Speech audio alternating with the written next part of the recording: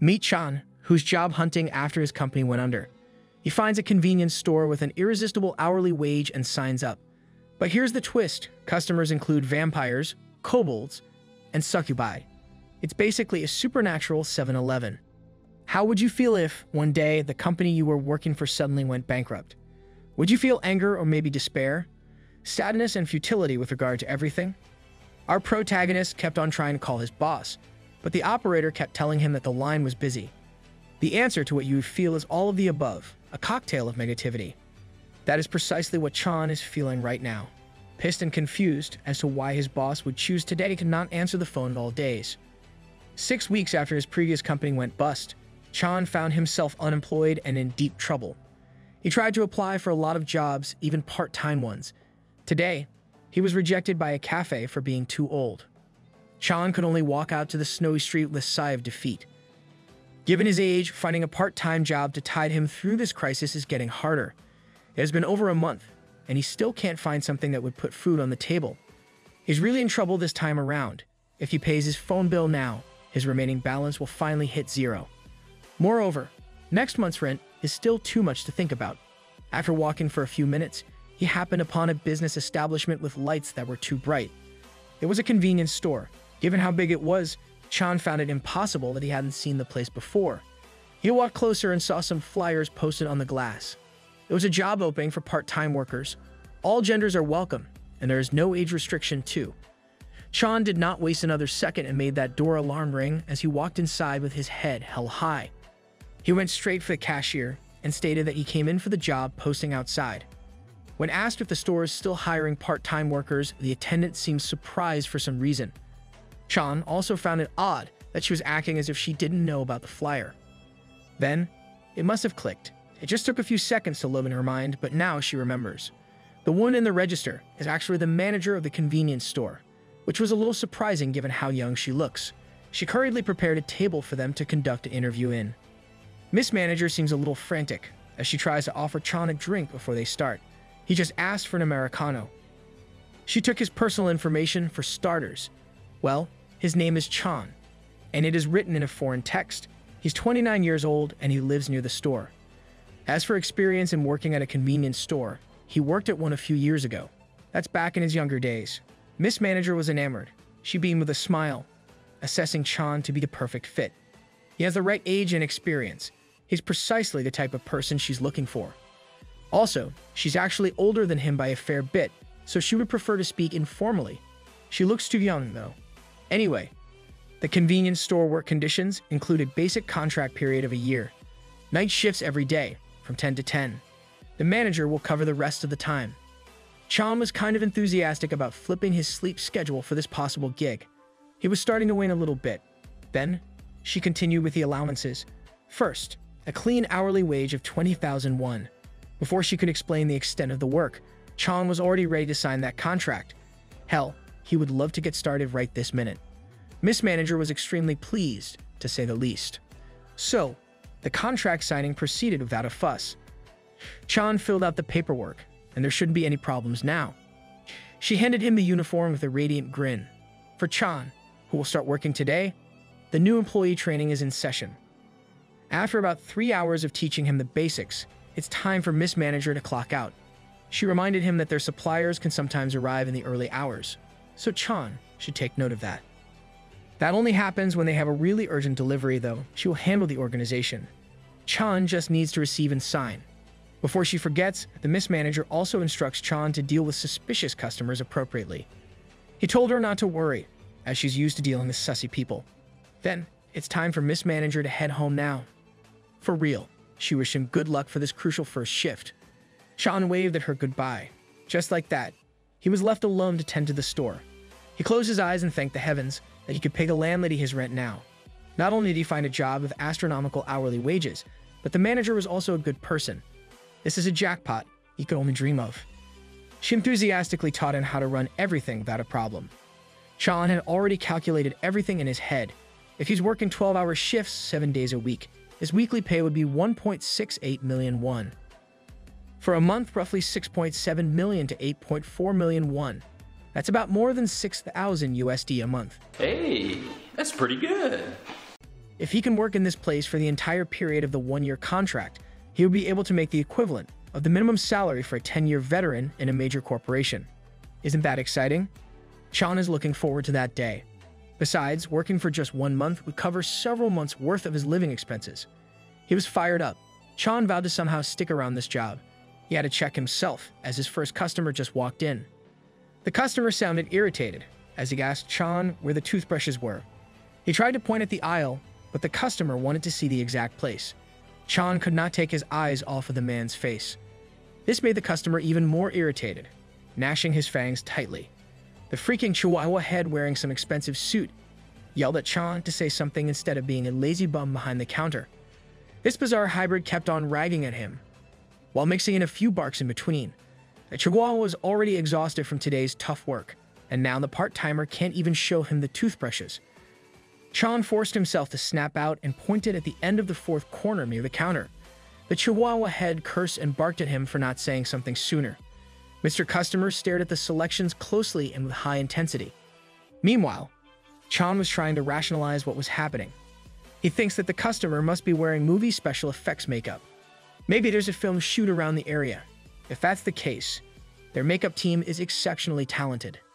After finding a toothbrush, Chihuahua head went to the counter to pay up. He rung the single item worth 2,101, and the Chihuahua head paid with a 10,001 bill. After paying, he took the toothbrush and went straight to the door, leaving without taking his change. When Chan tried to give the change to him, Mr. Chihuahua head started barking and yelling at Chan to stop bothering him anymore. He doesn't give a damn about that change.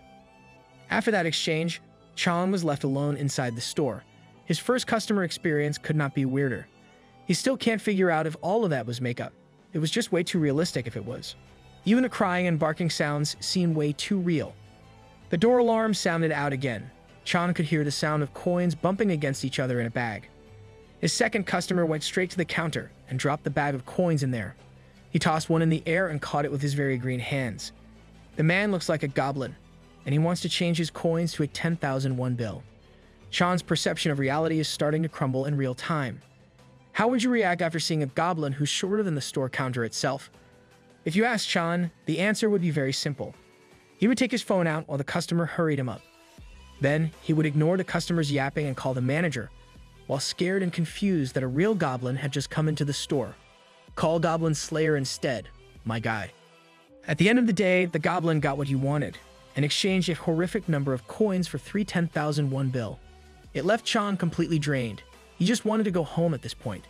This is not a dream, and what he transacted with was definitely a goblin. He had to count those coins for a fantasy creature. To make matters worse, that customer looked like a filthy goblin, who grumbled and licked his lips while the coins were being counted. Chan had to sift through 145 coins of 101 each, and 31 coins of 501 for 20 minutes each. Thankfully, he had Miss Manager over the phone all throughout the process. Now that he's alone in the shop, he can vent to his boss, while feeling crazy over the call. The look of that first customer who had the head of a chihuahua and was perpetually angry is seared in his mind. Then there was the goblin, who came to exchange 30,001 worth of coins for some unknown reason. The manager then told him that there was nothing strange about these customers at all. This store is in a teleportation area around downtown, so there's a higher proportion of kobolds and goblins in the area. Just as she was about to sweep past that bombshell, she just dropped. Chan grilled her about this teleportation thing. Why would a convenience store need teleportation anyway? The manager explained that it was necessary to reach customers effectively. Teleportation helps with inventory management too. Chan jokingly asked if she was a magician instead of a store manager. Then, the manager openly admitted that she was a magician. Her convenience store has been enchanted with teleportation magic, a spell that she cast herself.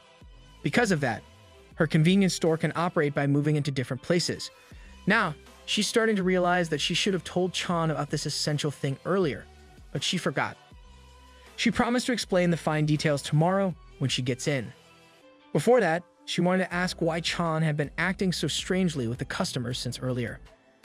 Chan did not reply. He'd already forgotten that he was on a call as he took a peek at the streets outside the store. Miss Manager told him that she was behaving like someone from a completely different world. A world without animal and humanoid hybrids, angels, fairies, and everything magical. Well, that's because he is. Chan is just standing outside, his perception of reality breaking into pieces. The manager is still on the line, thinking that it would be funny if Chan were really clueless about what was happening. He went back inside the store. Who knows what's going on inside his mind right now?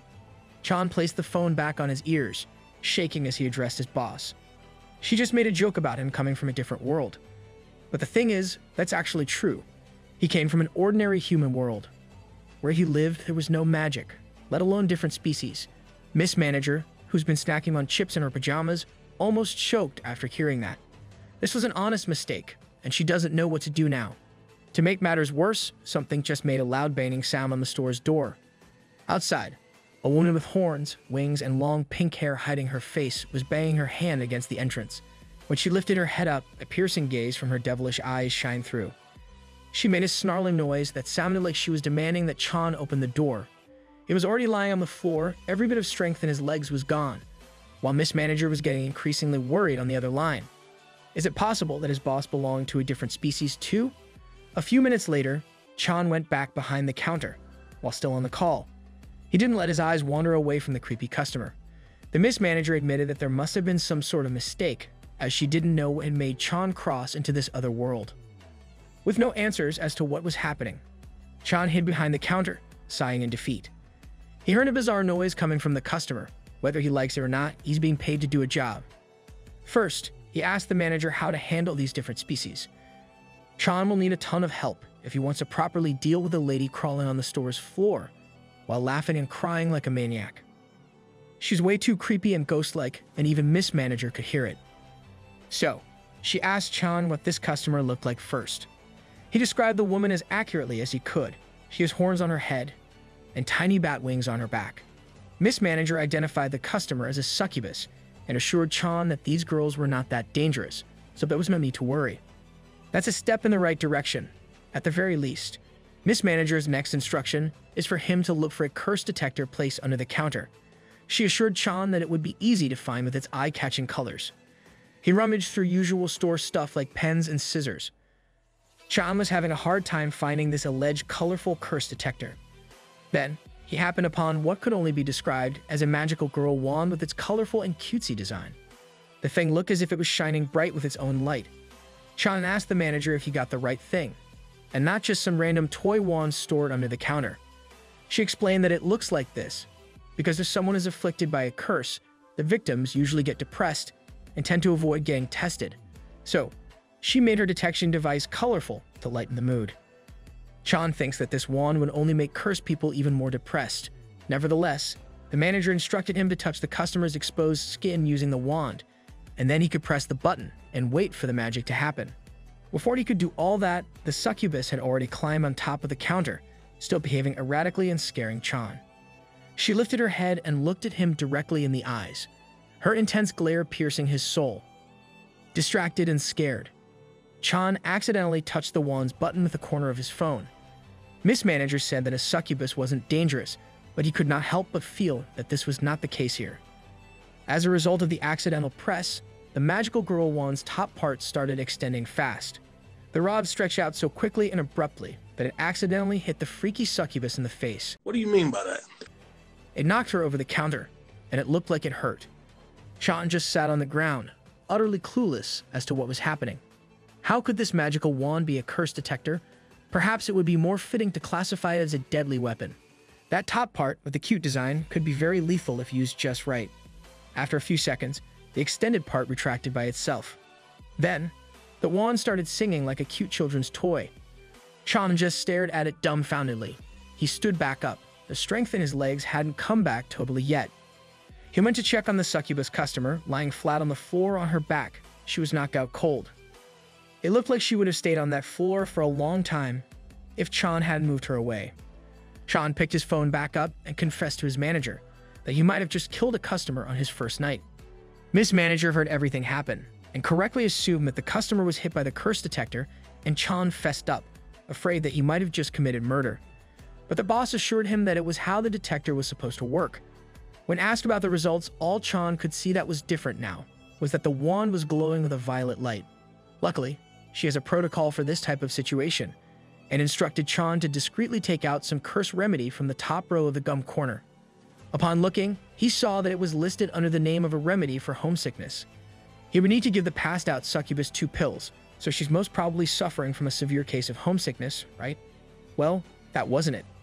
The medicine is used to treat homesickness, but it can also alleviate curses with an immediate effect. Before he could give the succubus the meds, she sat up straight, her head still hanging low. Chan just watched her quietly, silently crapping his pants upon remembering their traumatizing first encounter. He thought it would be safer to assess the situation from a distance first, so he tried to call for her attention. Chan asked if she was feeling better and advised that she should take some meds. The succubus turned her head and assaulted his sense of sight with a caliber of beauty that he had never seen before. She looks a lot better now, compared to when she first entered the store, so that's a good thing. As he was about to check on her again, the succubus covered her mouth as her face grimaced. He immediately knew what was about to happen.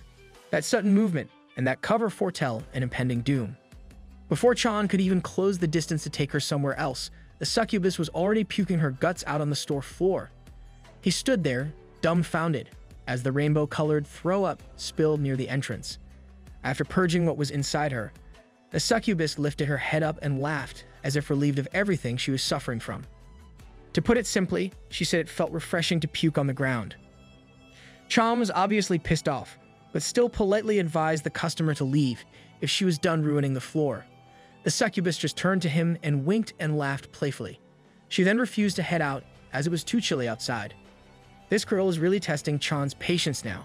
Right after that cutesy stunt, she passed out once again and comfortably made the floor her cozy bed. Yes, she wanted to sleep right beside her vomit. Chan has never been so disturbed by a customer. This girl cozily sleeping on the floor of a vomit-covered convenience store is something else. Suddenly, the door alarm sounded, and another customer walked in. It was a young man with snow-white hair and complexion, paired with blood-red eyes and a Victorian outfit. The customer laid eyes upon the supposed cashier, standing over an unconscious succubus office lady and some rainbow vomit in the side. Chan is having a rough first night, to say the least, but he still welcomed the new customer. When asked if the customer was looking for something in particular, he answered that he needed a 17-degree blood pack. This dude's a vampire. Back on the phone call with his manager while mopping the floor of the rainbow muck, Chan promised to give the succubus the medicine after the current customer leaves. Miss Manager also added that they only handle blood packs below 15 degrees in the store, so the vampire would have to try other shops. They also have to do identification checks for blood packs, especially for vampire customers, and the young man did look like one. She explained that vampires have long lifespans and possess youthful appearances. Periodically, they have to renew their identifications. Some troublesome vamps show expired IDs indicated by an X mark. Usually, those people are adult vampires. Additionally, since the store has alarm magic, Chan could do the inspection if necessary. The vamp must have finished shopping through the shop's selection, and it looks like his basket is pretty full of different kinds of booze. Chan then told him that their store only sells blood packs below 15 degrees, doing precisely what Miss Manager told him to. He quickly rang up the contents of the shop basket and asked if the vampire would like a bag. The vamp answered yes and added a pack of cigarettes to his purchase. When Chan asked him what kind of cigarette he liked, the customer started behaving skittishly while fidgeting with discomfort. The vampire started awkwardly and randomly pointing at the cigarette rack behind the counter. Chan had to feel through multiple packs that the vamp seemingly didn't recognize at all. When the vamp saw a pack that looked pleasing to his eyes, he started getting excited like a little boy. At this point, Chan's sussy meter was going off the charts. This vampire is acting suspiciously. The customer and cashier exchanged a brief glance for a second, and the vamp snapped out. He cleared his throat and started acting stoically. But it was too late. Chan was already beginning to think that the vampire was a minor. So, before he included the cigarette pack in an entire basket of alcohol, Chan asked the customer for an ID. The customer became even more flustered and immediately rattled that he's currently renewing his identification, so he only carries expired ones at the moment. Thankfully, Miss Manager has briefed Chan about expired IDs, and he will gladly take a look at what the customer carries. The vamp seemed bothered and hesitant to do so, even saying that he's from the military to get the booze and cigarettes. When Chan pushed the store policy, the vampire angrily slammed an ID card to the counter. He then started angrily ranting for the cashier to hurry up with the check, as his friend was waiting outside. Chan just tuned out the yapping customer and carefully analyzed the card. It looked pretty similar to his country's ID card. Just as the vampire said, this one has the X mark stamp of expired identification cards.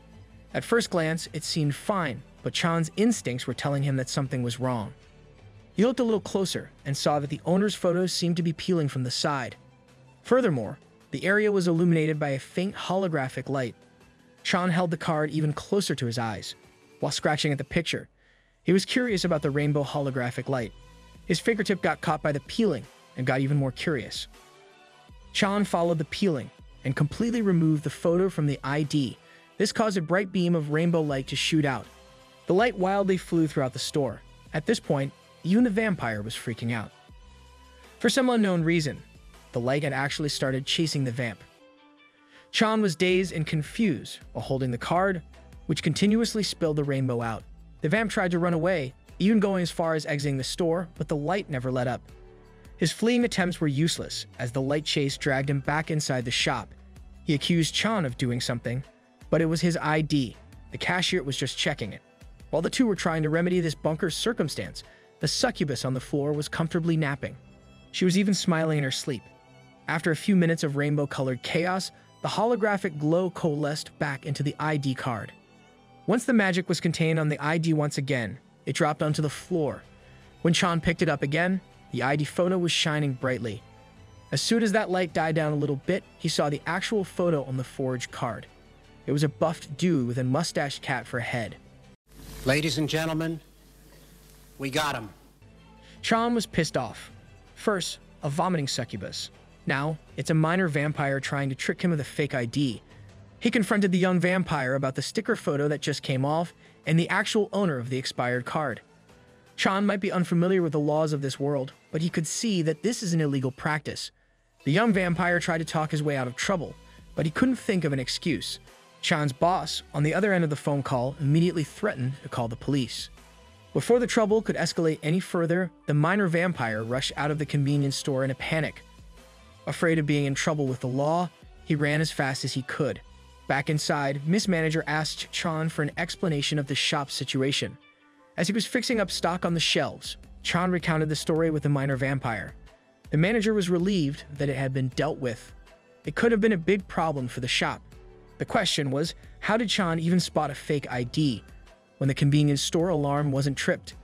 Chan didn't know how, either. All he saw was a fake ID with a sticker photo, and he was pretty sure magic was involved too. When peeled off, that fake ID emitted some kind of magical light to go crazy around the place. Miss Manager perked up and curiously asked if he did all the checking with his naked eye. Chen confirmed and added that he had seen that kind of thing before as well. But that should not be possible. As a magician herself, the manager knew that spotting that kind of forgery was supremely difficult. This world's identification systems have incredibly tight security, so forgery and tampering are extremely difficult. In turn, the forgers had to step up their game and become amazingly skilled at their illegal craft. These forgers are usually so adept with illusion magic that anyone would have a hard time recognizing fakes using the naked eye. And yet, Chan did it on his first try. Although the store's alarm magic is set to detect anomalies, the fake ID still went through without a fuss. But Chan did, and not accidentally, too. It was as if he knew all along, despite this supposed high-level illusion magic. Moreover, how did that young vampire even get access to one? Chan was just flat-out confused now. He's still new to this, and so many bizarre things are happening already. The manager must have sensed his being overwhelmed and proposed that they terminate the part-time contract. That proposal just confused him even more. Chan anxiously asked if he made some kind of mistake, but Miss Manager hurriedly assured him that he did not. On the contrary, he's been doing incredibly well. But that does not change the fact that he is someone from another world who just accidentally entered theirs. She was just worried that all the chaos and unfamiliarity might be a bit too terrifying and difficult for Chan. But he also assured her that he's all good, as this much is not particularly scary for him. So he really wants to continue working in this store. Chan was glad that his boss felt worried about him. It was a situation worth worrying about, after all. But you must keep working here. Without this job, he would starve and his bills, rent, insurance premiums, loans, and everything would go bust. From next month onwards, he would have to live like a beggar. Miss Manager gladly walked back her offer to terminate the contract and happily reminded Chan to not get into any more nonsense later. He's a bit anxious now, so he requested to talk to the boss on the phone until the end of the shift, and she enthusiastically agreed. The boss asked if Chan had given the medicine to the succubus customer yet. Since there were no other customers yet, he opened the homesickness medicine and gave some to the unconscious lady. He carefully gave the succubus the medicine, carefully pouring everything into her mouth and down her throat. She seemed to have enjoyed that, as she gulped and went back to dreamland. He did what he was tasked to do, but there didn't seem to be any immediate reaction. Miss Manager estimated that she would regain her senses soon, but Chan would have to be extra careful, as she might feel nauseous and throw up again.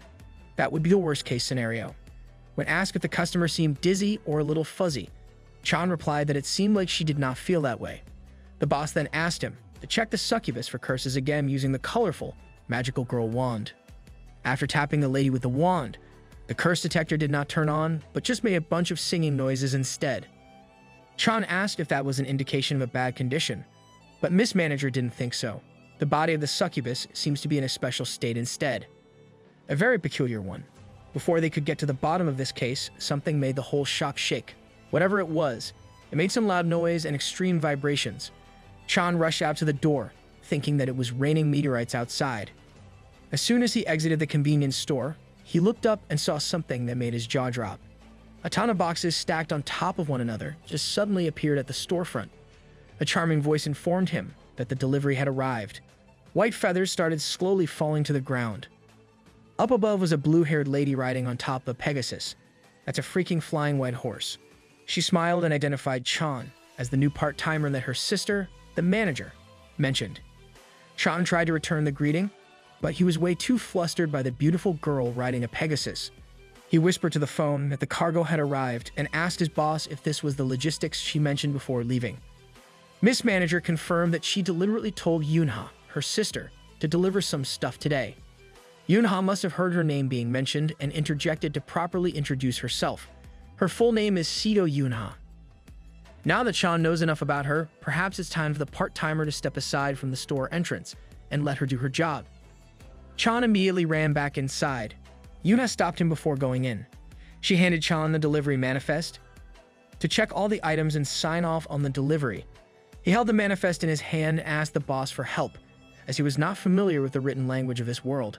How can he even confirm the order this way? The boss will handle that with Yunha later. For now, all he has to do is sign. As for what items arrived, they were primarily snacks and drinks, pretty standard.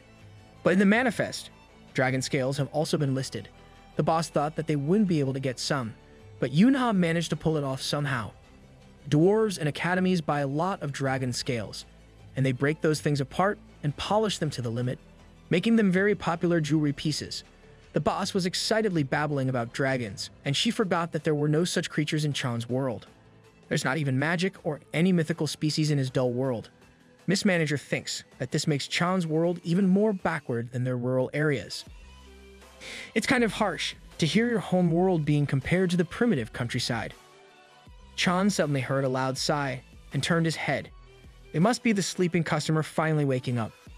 The succubus finally opened her eyes and used the counter as support to sit up and stare at nothing listlessly. Just as Chan was about to ring her up for the meds, the succubus started addressing him as boss. Then she asked the million-dollar question, what is love? Chan came back to the call and asked the manager to call a taxi to send away this suspicious customer. Thankfully, the cabs in this world are fast with their response. They can finally send the succubus home. Chan carefully placed her in the backseat. She's still a little groggy from whatever she took. He handed her the receipt for the medicine she had taken earlier alongside her card. Chan also reminded the groggy customer to hold on to her things properly, unless she wants to lose them. The cab driver up front was a hamster man. He was worried that the lady looked a bit off, as if she was drunk. Chan nonchalantly answered that she might be under some kind of curse, but now that she has taken some meds, the lady should be fine. He told the driver and the customer to have a safe trip. Before getting back inside the store, the succubus started mumbling about her question as to what love is once again. She continued that even when you think you understand what love is, it still remains elusive. So, what could it really be?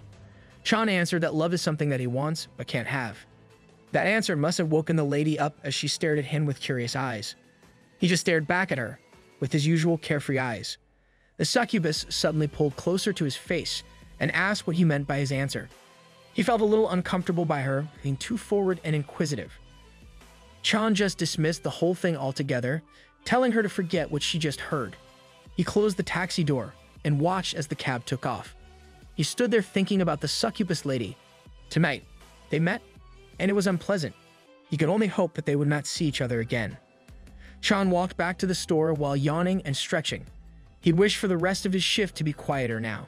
But before he could even get in, that quiet was shattered by the loud clank of the door. It looks like Yunha was deeply bothered by something. So Chan, being the nosy employee that he is, asked Yunha what was wrong. She just answered him with a request for Chan to tell the manager that Yunha would be taking the dragon scales away again. There seems to be a huge problem with regard to the scales. Chan gave a side glance towards the door. He was starting to get worried, as the sisters seemed to be talking for a long time on the phone. Maybe it was a very serious problem here. This situation reminded him of being a part-time server before. He watched as the boss and the delivery people argued and fought over spoiled ingredients back then. Well, if there are defective products in stock, what can a part-timer even do? Chan can just watch like a meerkat as the higher-ups try to handle it. All he has to do is do his job in his quiet little corner. But Yunha might make that impossible. She confirmed if his full name is Lee Chan, and it is. She gave him the phone, as the manager wanted to talk to him for a little bit. This time, it's a video call. She wanted Chan to go along with Yunha to check the condition of the dragon scales together. He wasn't expecting to get dragged into this mess at all. The stockroom's entrance is located at the back of the store. Upon opening, Chan and Yunha descended an endless length of concrete stairs into a dark structure lit by torches. He could not help but stare at everything in awe and ask himself if this was really the stockroom of a convenience store. They reached the bottom of the stairs, and Chan had a full view of the storage hall with chandeliers and medieval architecture. It looked more like a dungeon. Yunha must have noticed him being apprehensive and asked if this was his first time in such a storage. She laughed and told him that he would get used to the bizarre architecture quickly, even though she was creeped out by it at first. All of this is because of her sister's unique taste. Still, on the phone, the boss defended herself, saying that how she decorates her convenience store is solely up to her. Still, Chan teasingly insisted that there should be limits. The business shouldn't have such a weird interior design. After a moment, Yunha and Chan finally reached the last room of the storage. It's dark and dirty in here, so Yunha advised him to stay back for a little while. Chan got back to the boss and updated her that they had reached the room. He also asked if there was anything he could do in this scenario, and she told him to stand by first. She has some kind of plan in mind. Once Yunha got the lights kicking, Chan was greeted by the sight of a room filled with mysterious ooze plastered all over the walls, floor, and ceiling. The source was the gigantic piece of a rotting scale, with a massive hole in the middle leaking the purple slime. Chan was horrified, to say the least. The boss commented that this may be a little too severe, and he hurriedly asked what these dark, muddy lumps were in the world. She explained that it was pus. It's like a disgusting clump of contaminated magical power. In cases where the dragon scale purification process is not done correctly, this pus comes out. So it's safe to say that the large thing that looks like a giant turtle shell is the contaminated dragon scale. Yunha heard the news of a dragon shedding scales in the countryside earlier today, so she had to fly there and bring the scales back to the shop in a hurry. But because she was too hasty and couldn't entrust the purification job to a suitable company, this is what happened. It might look bad, but it's not too severe yet. They can still purify the thing properly and scrape off the pus around. The problem is that it's the middle of the night now, and companies that provide this service have closed already. It's already 3 in the morning, for God's sake. Miss Manager interjected that this is precisely why she made Chan tag along. With a bright, innocent smile on her face, she asked Chan if he would like to touch the pus. He was flabbergasted. What would you even say to that? Yunha happily played along and scooped up a handful of pus slime from the ground, handing it to Chan. The sisters tried their hardest to push their new employee to touch the contaminated pus, trying to convince him that it wouldn't be dangerous. But no matter what they say, Chan still refuses to touch something he isn't familiar with, especially some kind of contamination flowing out of a dragon scale. What if he gets some sort of weird sickness from it? So, the boss brought out the big guns and offered to give Chan 100,000 won if he touched the thing. That was an easy deal in a broke boy's book. 100,000 to touch some mysterious liquid. I would do that too. Yoonha had already thought that this new part-timer was so simple. When Chan reached his hand out to touch the puss, the purple slime seemingly dodged his grasp. That can't be right. Why in the world would this insentient sludge avoid him? He showed his reaction to the boss through the video call and asked if the thing was alive. Miss Manager that there's no way the sludge is conscious. It's just an excess clump of magical power. But even Yoonha saw the puss avoiding Chan's hand.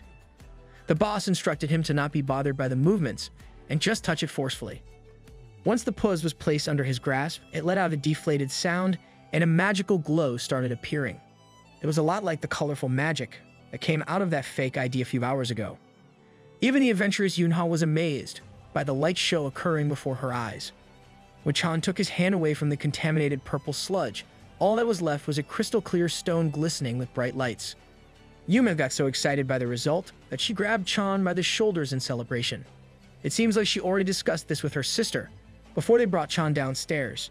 He eagerly showed her sister the clear stone that got purified by the part-timer's touch, just like the manager predicted. But Miss Manager remained calm and reminded her sister that it was still too early to celebrate. They still need to verify by using the wand on the stone. Yuna held the specimen, and Chan tapped it with the curse detector. There was no reaction from the wand at all. That can only mean one thing. There is no contaminated magical power for the detector to detect. That's the kind of reaction you get when the purification process is done right. As the boss thought, her suspicions were correct. From what she can see, Chan might have a rare anti-magic constitution. Yuna explained that, in simple terms, this means that he has a body that magic does not work on, which means that he should probably have a little chat with his magician boss. In the interview, before his first shift started, the manager tested his body thoroughly. She used the magic wand, and as soon as it touched his skin, it made a loud noise. There are only two cases when this reaction occurs. First is when there is absolutely no magical power in the host's body. In a world where magic is everywhere, that would be incredibly dangerous. However, since Chan is from another world, it should not be too relevant. The remaining possibility is that the detector just did not work because of Chan's abnormally high resistance magic. This resistance magic thing fits Chan's case a lot better than the first possibility. So, as an experiment, she had Yoonha let him tag along to this warehouse to look at the dragon scales. Miss Manager swore to tell him more details after Yoonha leaves, as it's a bit difficult to talk about it on the phone. Most of the things he heard were still going over Chan's head. 2. Discovering that you have a magic rainbow reflection constitution on your first day of work is not something you can deal with normally. It's not like he's the protagonist of a drama who just discovered a secret about his birthright or any of that bullshit. While deep in thought, Chan was interrupted by Yoonha, who trapped him against the concrete walls of the warehouse, using her muscular arms. It should have been me! She was so strong that the walls cracked under her palms. Then she proceeded to ask Chan a favor, while he was in a compromising position. Yoonha cheerfully smiled and pleaded for Chan to help her in purifying the rest of the dragon scales. She would really appreciate this favor. I bet you would purify her puss any day of the week. Yoonha's only asking him for this favor because she genuinely believes that Chan could do it. Before he could start doubting himself, Miss Manager interjected. She brought out her secret weapon, an adorable look that pierced through the coldest of hearts. These sisters are seriously trying to make him do something shady. Even the tough-looking Yoonha tried to do the trick and flashed her cutesy eyes. It was just too much. Someone like Chan could fall for this trick easily. Having two beautiful women gaze at you intensely is a life-changing ordeal. In the end, Chan is forced to agree, but the sisters have to guide him step by step. Yoonha grabbed him by the neck, while the sisters extended their gratitude. She then explained that the method is extremely simple. He just needs to put his whole arm into the hole where the repugnant puss was leaking out. Chan took one look at the hole and immediately regretted agreeing to this shit. He was having a change of heart in real time, and that's just bad for business. His reasoning was very sensible. If the hole looks too dangerous, don't put it in. These are wise words to live by, boys. But the manager asserted that he has a special body anyway, so nothing will go wrong probably. He just needs to put it in for a moment, and they'll be done. She kept on pleading for him to put it in, insisting that it would be safe. But our boy just doesn't have it in him. Thankfully, the manager already knows his weakness. She lifted an envelope full of cash and promised to give Chan a bonus if everything went well. And so, he struck a heroic pose and pulled his sleeves back dutifully. He will try anything if it means he is paid.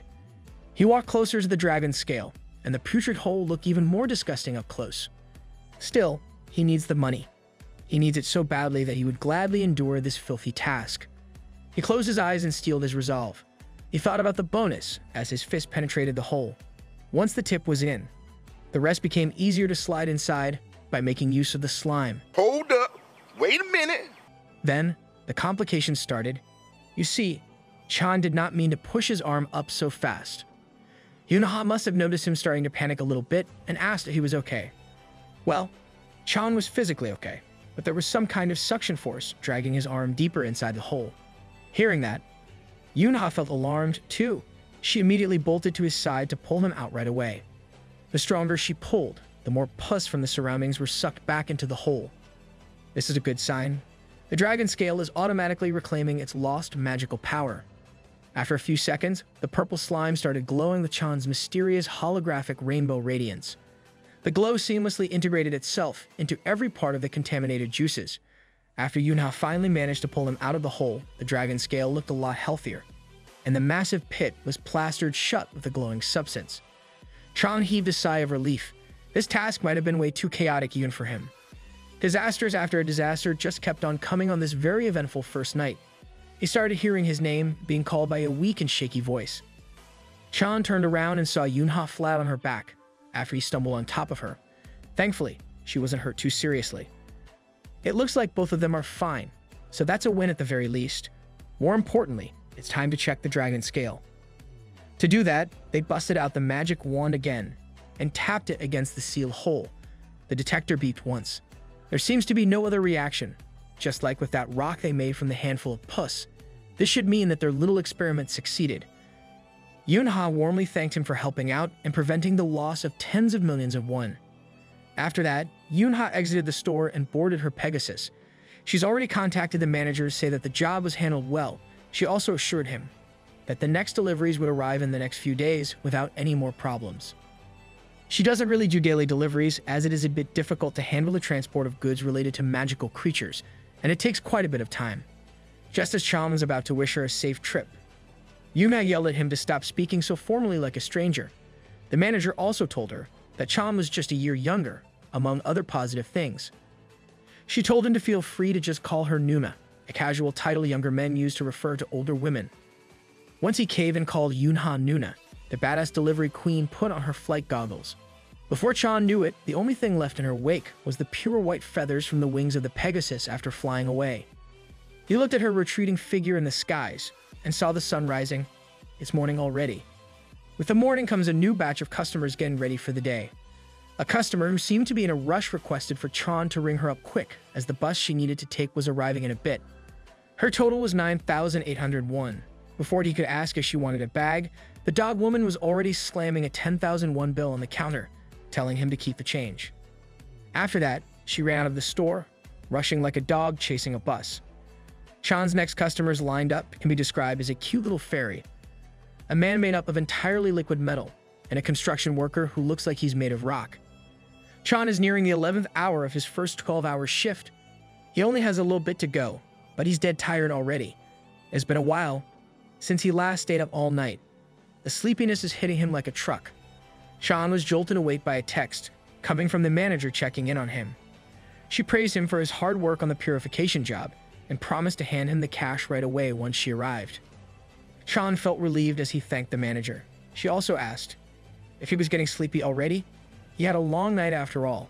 Before he could reply, the door alarm sounded and he promptly greeted the new customer with a polite welcome. But when he lifted his head, he did not see anyone enter. Maybe a customer wanted to come in and decided to leave the last minute. Chan assured the manager that he was fine, as he didn't usually sleep much anyway. She then scolded him for having poor sleeping habits and offered to make him a sleep potion to help. When asked if she could make something that cool, she bragged that someone like her, a capable magician, could do it easily. While thinking about that magical potion, a small voice tried to catch his attention. Chan looked up and saw a tiny head and a pair of white horns barely poking above the counter. He looked a little closer and was quite shocked at what he saw. There was a little girl. Her skin and hair were pale like the snow, and so were her tiny horns and wings. she softly asked if the cashier Mr. sells colored paper in this place. Chan thought for a moment. If they had colored paper in stock, the kid would also like some scissors. He spotted both things she was looking for on the top shelf that was too high to reach. So, he offered to help her get the items. She bowed, politely told him that it was okay, and thanked Chan for being so forthcoming. He just watched the weirdly polite kid go for the colored paper and scissors on the top shelf. The thing that stood out was her overly polite way of speaking and her absurd paleness. Based on the scaly wings on her back, she seemed a little bit reptilian in Chan's eyes. He stared at her, trying her best to get the colored paper and scissors while repeatedly failing. She's been so frustrated, to the point of holding her tears back in the middle of the aisle for stationery supplies. Chan finally decided to intervene and quickly grabbed both things she was trying to reach. He used his friendliest and warmest smile while handing her the colored paper and scissors. The kid's expression immediately brightened up as she thanked him. Inside his mind, Chan was worrying about any unexpected flaming breath attack of some sort, as it would be troublesome if she accidentally destroyed the store. While looking at both items, the kid frowned. Upon checking the price tag on both things, she regrettably told Chan that she couldn't buy the scissors. She only has 5,000 won on her, so she would be 100 won short if she buys both. Since it's only 100 won, Chan offered to cover the difference for the kid. But she vehemently refused, as her mom taught her not to take money from strangers. So Chan just asked her what these things were for. She admitted that since Mother's Day is coming up, she wanted to give her mom a present. The kid just recently learned at her kindergarten that there's a day called Mother's Day, and she wanted to give back to her mom. But she had never given her anything before, so it would be great if she could give her mom something special. Chan presented an alternative idea. The kid can do origami without using scissors. The kid got even sadder and told him that he couldn't do origami because of her hands. She showed it to her, and her hands looked more like talons with sharp claws instead. If she puts even a little bit of strength in her hands, any paper tears. Chan thinks she might be able to tear a lot more than just paper. Well, he could sympathize with her dilemma, even if he kept offering to pay that measly 100 won, yet feeling that the kid would never accept. This bums Chan out, as he can see that the little girl is determined to give her mom a surprise gift made by her own hands. So, instead of selling the scissors, Chan just offered to lend her one. They took a seat, and Chan even drew some simple flowers from the paper. Using this template, the kid would have an easier time sticking the colored paper in. Without him realizing it, this turned into a bigger deal. First, they had to pull a table near the cash register. Then, the child struggled with cutting up paper. He's been focused on helping her, that the clock has hit 40 minutes past 9 and his shift is about to be over. There is no need for this child to go this far in pushing herself. The manager is about to arrive, too. What would Chan even say to her? Suddenly, the kid jumped out of her seat and started running through the snack aisle of the store. She took a chocolate bar and asked Chan how much it cost. Since it's only 2,000 won, her leftover money would be enough to purchase it. She happily followed him to the register and pay up. Chan carefully handed her the chocolate bar, and she stared intently at it. He heard a snapping sound and peeked at what she was doing. The kid actually snapped her snack unevenly to share it with Chan. She wanted them to eat while making her special gift. Chan told her that he appreciated the thought, but she should enjoy her snack. Also, if she's giving it to others, she should get the bigger piece and not the other way around. Her reasoning was he should get the bigger piece because he has a bigger body. Also, her mom says that her teeth will rot if she eats too much chocolate. The kid kept on bugging him to take the bar, and Chan was forced to take her up on her kind offer. Finally, the clock hit 10, and the manager arrived. She seems awfully cheerful, considering all the trouble from last night. She arrived expecting a tired Chan, barely hanging on to his consciousness after working overnight, but she saw him eating chocolates with the mysterious kid instead. Miss Manager naturally asked whose kid was left in their shop alone. Well, Chan doesn't really know too. He just ended up in this situation because he lent the kid the store's scissors. She seemed awfully intent on using those scissors properly too. He thought that the little project would be quick, but it's taking longer than expected. Miss Manager assured him that this was no trouble and asked Chan if the child was shy. Kids usually get shy around her age after all, but this particular kid is from an exceptional species. The little girl is actually a dragon, a pure-blooded one, at that. Miss Manager explained that dragons typically go through a growth period of 3 years in an egg state before hatching. During that essential growth period, something develops along with their physical functions. They get their horns, an organ used for innately detecting magical power. Using the horn isn't a problem for adult dragons, but young dragons struggle with it a lot. You see, young dragons can see others' magical powers as colors through their horns. Since they're young and inexperienced, they can't control it well.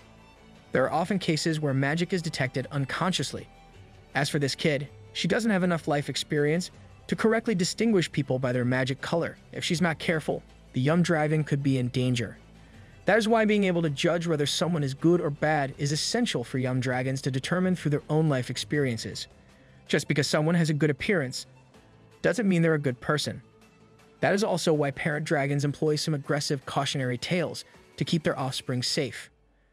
Pure-blooded dragons are notably stricter when it comes to their children's education.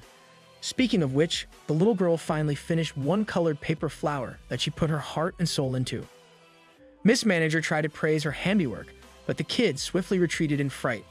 She went and hid behind Chan, while keeping a close eye on the manager. Scaring a cute little dragon was a massive blow in the manager's heart. The manager told the little girl that Chan had to go home now to get some sleep after working all night. She felt sad, but the manager told her that she could stop by again next time. Chan also allowed her to leave what they made in the store in the meantime. She can take it back whenever she has time in the morning. The kid felt a little hesitant, but Chan and the manager assured her that she would be welcomed in this store every time. She thanked the kind mister who stayed with her to make some colored paper flowers. The kid also thanked the manager and called her madam. Miss Manager tried to appeal to the kid to call her sister instead, and it somehow worked. Chan also took note that you shouldn't talk about age with his new boss. The kid finally made her exit as the store staff waved at her goodbye. Now that that's settled, the manager locked the doors for the meantime. It's about time for her to get Chan ready for his trip back home. She instructed him to open one of the drawers, the one in the front behind the counter. Chan slowly opened the drawer, curious as to what his boss was up to. Upon opening, he was greeted by a magical globe with a keyboard interface on top. This is a magic item called a teleporting machine that the store uses to move to various places. It looked a hell of a lot like magic mixed with advanced science from the future. Miss Manager bragged that she made it herself, making it an exclusive for the store. But she warned him not to tinker with it carelessly. She had already designated fixed areas of operation. Touching incorrectly could possibly move them to a random location. Also, when the store moves to another area, every product on display changes. Aside from that, it's pretty straightforward to use. You just type out the desired address in the window, and the magic will take care of the rest. Usually, the manager does all the typing, but doing it this time might not take them to Chan's home world. For teleportation magic, clear information about the destination and a strong will are the most important. If a person hasn't gone to the destination before, they won't have the will or the correct info to go to that place. In the manager's case, she doesn't really know anything about Chan's world, so he should take all the steps to be safe. He stared at the glowing globe intently. What worries him is the fact that the teleportation involves magic, and he just found out that he had a body immune from magic a few hours ago. He's starting to doubt if he could even get back home. The manager must have sensed his uneasiness and assured him that it would work if he just trusted her. With a confident smile, she motivated him to believe in her magic. Well, the manager is not the kind of person who would make him do strange things for nothing. So Chan placed his blind trust in her and entered his home address. Now, all he has to do is think hard about going home desperately. It doesn't matter if he pictures a good or bad memory, as long as it's a strong one imprinted in his brain. His fingertips glided through the keyboard interface while visualizing his home world. Although it is a cruel world where he's broke and unemployed, it's still the place where all of his previous happy memories happen. The particular memory he visualized was of him as a kid, just having fun and hanging out with his childhood friends. No matter how you spin it, he really does live in an ironic world. When he opened his eyes, the manager pointed to the door and encouraged him to check if it worked. She's not quite sure if it worked, but she wanted Chan to be the one to check. As soon as he opened the glass door, the bright warmth of the sun he was used to gently kiss his skin. It was an empty street, but it looked a lot more special to Chan now. All the ordinary residential and commercial businesses around indicate that this was his neighborhood. Just a few seconds ago, he was in a magical world. Now he's back home. With this little experiment, the manager also concluded that Chan's special constitution can be controlled according to his will. When he was purifying the dragon's scale, he thought that it would be good if the contamination was purified. If his constitution resisted magic 100%, the magic in the scales would have been destroyed. That's because Chan's special ability reflected his thoughts of purifying the thing. That means he did all that vile stuff for an experiment, and they got good product out of it. Anyway, what matters is that they now know that Chan can control this extraordinary ability at will. The manager reckons that it's somehow related to how he stumbled into her store in the first place. She'll have to observe more and iron out the details. With Chan having no further questions, the manager excitedly brought out an envelope of cash and a vial of sleeping potion. The walk back home didn't take long. Chan managed to get in without a fuss. He's back to his narrow, small, and old one-room apartment. Now he's sure that he's back in his home world. With another shift looming for tonight, setting an alarm would be wise. He also got that instant sleep potion brewed by the manager herself. Chan was skeptical about whether it would even work. Once he set the alarm up, he opened the vial and just trusted that the manager knew what she was doing.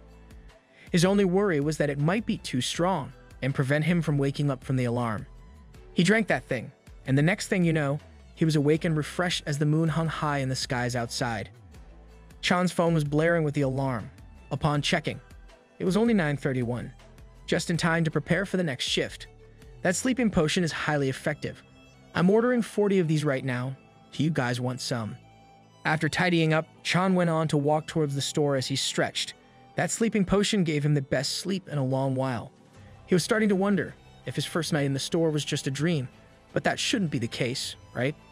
As he wondered if the convenience store would be in the same place he went to yesterday, he found it there, with its bright blaring light. Since the store is here, everything he experienced shouldn't be a dream. But is he the only one who can see this place in his home world? As soon as he entered, Chan heard some commotion at the counter. At first glance, what stood out was a man's bright blonde hair surrounding an even brighter bald head.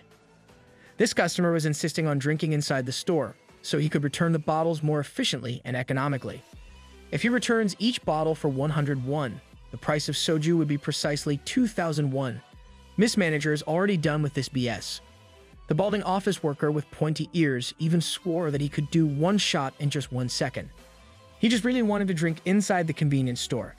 The manager kept on patiently repeating that drinking inside the store was illegal. Mr. Elf here needs to pay the full price of soju to drink at home. So the elf raised his voice and argued that it's not wrong to drink in a store that sells alcohol. Chan decided to step in and explain that the law recognizes convenience stores as restaurants, so a liquor license is a whole different beast.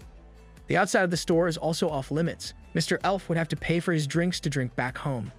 He turned his head to greet the manager for a little while, and the elf started getting all up in his grill, shouting at his face for interrupting so suddenly. When Chan told the elf that he was an employee, this bastard started cursing at him for talking back to a customer. Then, the drunken man spun the situation around and accused Chan of being racist just because the customer was an elf. He accused both Chan and the manager of looking down at an elf because they're both human. The old elf even started throwing temper tantrums on the floor like a spoiled kid. Chan tried to get him up and out of the floor, as what this bastard was doing was highly dangerous. Mr. Elf continued playing the victim card, that he was being persecuted by insignificant humans for being an old elf. The manager just quietly pressed the emergency button to call law enforcement. After a little while, a police car showed up to check on the situation in the store. A Dogman police officer quietly escorted the old elf out of the premises. An elf policewoman took Chan's and the manager's statements. The old fart didn't pay for the alcohol and accused the staff of being racist while disturbing the business. The elf police officer did her due diligence and asked to see the CCTV records. She assured the manager that this wouldn't take too long. Chan told the manager that this world's elves are different from what he imagined. In his home world, elves are typically depicted as noble beings with peerless beauty. After witnessing that old man, his view of elves was a little tarnished. The manager did confirm that elves were a species of nobility and beauty, but that was before the war. Decades ago, significant scientific developments shook the world. An unprecedented number of scientific innovations were developed to make the lives of every species more convenient. Humans were at the forefront of the teams that made such advancements possible. Of course, this led to other species clamoring for human-led companies. Other species who were able to live conveniently because of new tech accepted the scientific revolution with open arms. However, to live a more comfortable life, the industrialization of rural provinces commenced. Because of various land and industrial development processes, a vast percentage of nature was destroyed. But almost everyone was okay with it, as it was seen as a sacrifice to make the lives of many much more comfortable. However, one species ultimately refused this advancement. They clung to their homelands and nature, until tensions rose and culminated in a war. Elves are innately nature-friendly, so they can't stand to see their land being destroyed by these destructive scientific developments. They use their force and cunning to destroy a lot of buildings and factories. Eventually, other species couldn't stand them anymore and took sides. Would they follow the humans and advance, or follow the elves to maintain the old ways? The choice of every other species was simple. They unanimously voted to be on the side of humanity. Even when all the other species teamed up, the number of elves remained threatening, and the war stretched for a long time. It eventually ended with a ceasefire agreement, but the aftermath of the war was too big and too entrenched in the culture. The number of elves and humans significantly decreased. After the war was over, the surviving elves had to live through a lot of discrimination and tremendous oppression. But incidents of this nature have decreased a lot recently. Right now, there's even an elf police officer checking their CCTV records. Miss Major reckons that it probably took a lot of effort for her to get that job. She even had to dye her blonde hair with black. That is why the manager wanted Chan to treat elf customers with kindness. But when it comes to customers like that trouble-making drunk, there's no need to feel obligated to do so. Chan can freely chase away customers who scream and curse in front of your face. She doesn't want her precious employees suffering for no reason. The investigation seems over, and it's about time for a shift change. Miss Manager thanked the police officer for her hard work. Since she's getting off anyway, Miss Manager wanted to chat with the officer a little more. As for the drunken fool from earlier, he'll get an appropriate penalty for his actions. The officer thanked Chan for cooperating, and the manager reminded him to text if something happened. Chan wished them both a safe trip out there. Finally, he was left alone in the store once more. It's only the start of his second shift of the part-time job. He needs to adapt quickly, or he won't be able to last. His first customer entered the premises and immediately started roasting him for slacking off at work. Just like on his first night, the first customer was the angry Chihuahua head. Thus started Chan's long second night.